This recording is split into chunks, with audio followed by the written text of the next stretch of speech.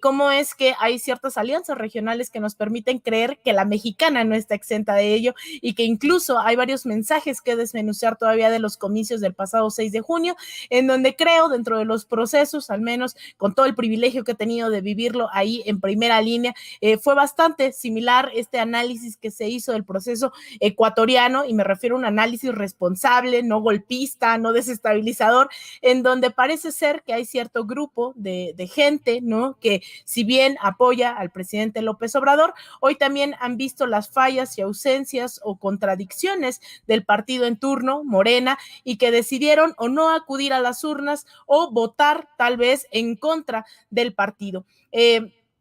En este país, más del 70%, de acuerdo a varias encuestas, me atrevería a decir más del 60%, para no errar, más del 60% de la población ha decidido apoyar al gobierno actual, al gobierno en turno, a mitad de una pandemia como lo ha sido esta del COVID-19. Sin embargo, hoy se ganan varias gubernaturas, 11 de 15 gubernaturas gana Morena, se cuestionan algunas candidaturas para el Congreso Federal, para los congresos locales. Sin embargo, la gente sale y apoya. Es un golpe fuerte el que se haya perdido, por ejemplo, la Ciudad de México, un bastión de izquierda, un bastión del López Obradorismo que costó la muerte de muchísimas, cientos de personas durante la década de los 80, los 90, y que en ese momento la expresión más a la izquierda era el PRD, el Partido de la Revolución Democrática, por el cual compitió en su momento Andrés Manuel López Obrador a la presidencia. Sin embargo, llegó a tal grado el desgaste y los pactos de este partido con la derecha que decide formar Morena. Sin embargo, ahora pierden varias alcaldías claves en la Ciudad de México.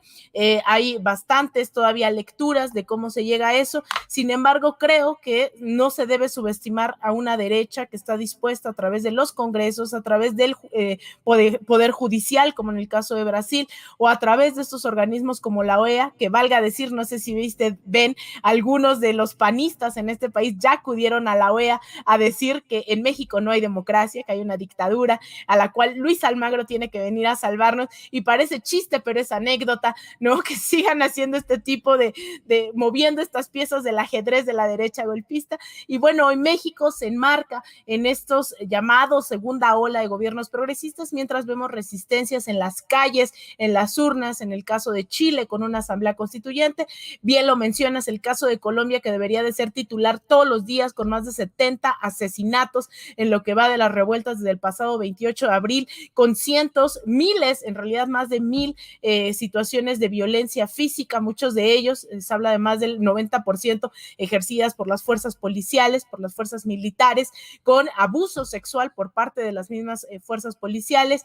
Esto que veíamos en Chile, cómo sacaban los ojos a las personas, es algo que también está ocurriendo en Colombia, que están ocurriendo, incluso veíamos suicidios de jóvenes que ante el abuso sexual decidieron quitarse la vida, ¿no?, ante lo violento que ha sido lo que ocurre en Colombia. Y en ese sentido, cuando todo este panorama, incluso Haití, que tú bien lo dices, hay una dictadura en ciernes, que hemos visto violencia en las calles durante, no días, meses. El caso de Haití lleva meses desbordando violencia en las calles, un presidente que se niega a irse, respaldado por organismos internacionales que se niegan a escuchar al pueblo que está muriendo literalmente en las calles. Y hoy el tema es Nicaragua, el tema es por qué la OEA no logra ser más contundente en contra de Nicaragua de cara a las próximas elecciones.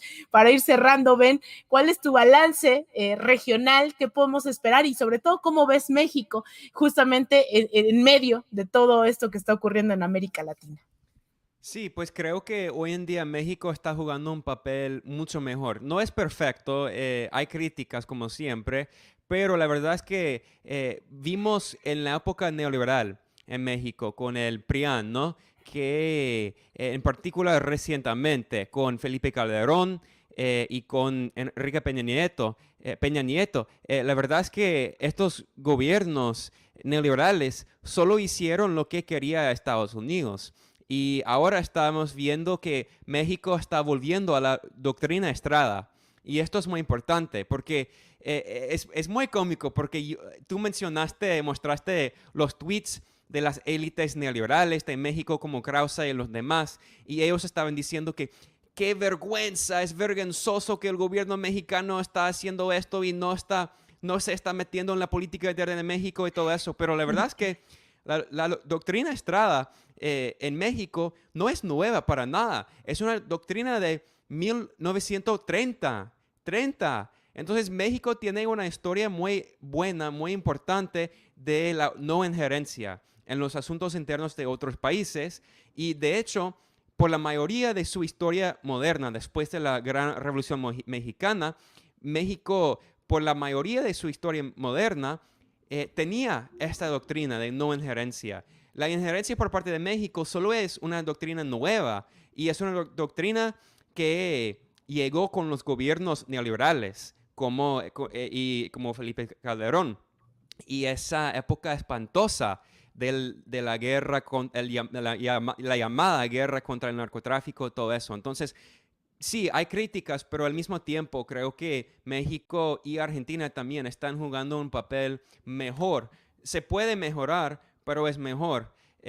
Además, en cuanto al resto de la región, estamos viendo que los pueblos de Latinoamérica ya están volviendo al poder. Es decir, que al inicio de este siglo, con los movimientos progresistas y socialistas a través de Latinoamérica, casi todos los gobiernos de Latinoamérica eran gobiernos progresistas populares que apoyaban al pueblo, a la gente humilde, y después hubo golpes de Estado y hubo golpes suaves, y la mayoría de los gobiernos progresistas que perdieron el poder, solo perdieron el poder por golpes de Estado, como el golpe de Estado en Honduras en 2009, el golpe de Estado, el golpe suave contra Lula y Dilma Rousseff en Brasil y el lawfare, que la guerra legal contra varios gobiernos y algo como un golpe de Estado en Ecuador, la gran traición de Lenín Moreno. Pero ahora está cambiando cada vez más.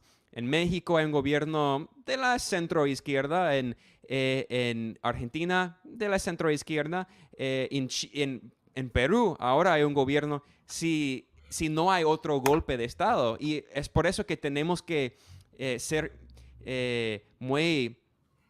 tenemos que tener mucho cuidado, ¿no? Porque la verdad es que en Perú actualmente están intentando otro intento de golpe. Keiko Fujimori con la OEA y otros organismos están tratando de robar la elección de Pedro Castillo, que fue elegido democráticamente. Entonces, además, en Chile, como mencionaste, en Chile en noviembre hay una elección y según las encuestas, las fuerzas progresistas populares van a ganar. Entonces, la verdad es que sí, la OEA y Washington siempre van a apoyar a la oligarquía antidemocrática, la oligarquía que quiere como robar toda la riqueza del pueblo latinoamericano. Y hemos visto un saqueo neoliberal por décadas en Latinoamérica, pero creo que ha cambiado y creo que hoy en día el pueblo por fin tiene una voz en la política popular, en la política incluso del Estado en varios países. Y hoy en día el pueblo entiende que hay mucho que perder. Antes no había mucho que perder, ahora sí hay. Entonces el pueblo va a luchar, el pueblo va a luchar para que los gobiernos sean verdaderamente progresistas, verdaderamente populares. Entonces la OEA siempre va a cumplir su papel. Estados Unidos creó la OEA para ser una fuerza anticomunista, antisocialista, una alianza de países autoritarios, incluso con dictadores militares, contra las fuerzas populares de Latinoamérica durante la Guerra Fría. Entonces hoy sirve los mismos intereses, pero la verdad es que la situación en Latinoamérica políticamente hablando ha cambiado mucho y los pueblos cada vez más tienen más poder y eso es lo más importante, el poder popular. Así es, Ben, el poder popular, coincido plenamente y por eso somos colegas, pero sobre todo amigos. Creo que el poder popular y la disputa también de las narrativas dentro de los medios de comunicación, desde ahí estamos haciendo, ¿no?, nuestra trinchera para contribuir justamente, ¿no?, en ese otro sentido. Entonces, pues, muchas gracias, Ben, espero encontrarte pronto, ya sea en una cobertura de alto riesgo o no. Espero encontrarnos en noviembre también por Chile para dar cobertura a las elecciones presidenciales y mientras, Ben, pues la gente pregunta dónde te puede encontrar, dónde puede seguir tu trabajo. Sí, pues yo soy el editor asistente de un medio independiente de periodismo de investigación que se llama The Gray Zone, es TheGrayZone, The Gray Zone, y tenemos una página en español. Entonces, tenemos videos en español, tenemos informes, y de hecho, acabo de publicar un informe sobre Nicaragua, un informe escrito en español y un video que habla de la injerencia por parte de Estados Unidos en los asuntos internos de Nicaragua. Entonces, ustedes si quieren aprender más, vayan a thegrayzone.com. Y muchas gracias, siempre es un gusto estar aquí con los compañeros y las compañeras de Sin Censura. Ustedes, su trabajo es muy importante. Gracias por todo.